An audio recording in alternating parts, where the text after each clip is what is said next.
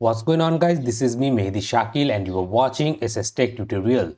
So guys, in today's video I'm gonna show you how you can delete the recovery partition of Windows 11 operating system in your computer. Here you can see in my disk management I have 100 MB of EFI file system and the C drive, and here I have 746 MB of recovery partition. And I want to delete that partition and add that storage size into my C drive.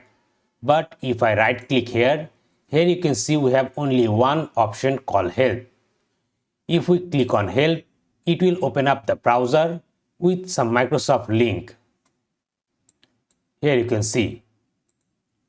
Now for some reason if you want to delete that partition, how would you delete it?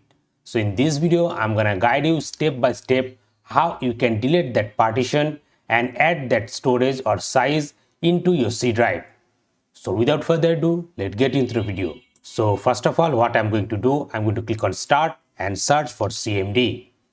Then run it as administrator.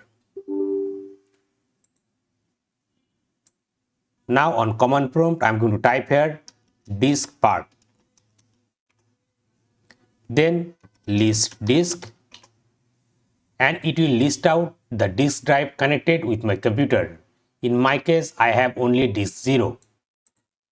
So type here select disk, then 0 to select the disk. Now to list out the partition, type here list partition. Then press enter. Now guys, here you can see I have 4 partition: system, reserve, primary and recovery. So I'm going to delete this recovery one, the 746 MB. So to delete that partition, first of all you have to select that partition. So type here select partition 4, then press enter. And now to delete that partition, type here delete partition, then type here overwrite. Do not just type delete partition and press enter. It will give you the pop-up of permission error.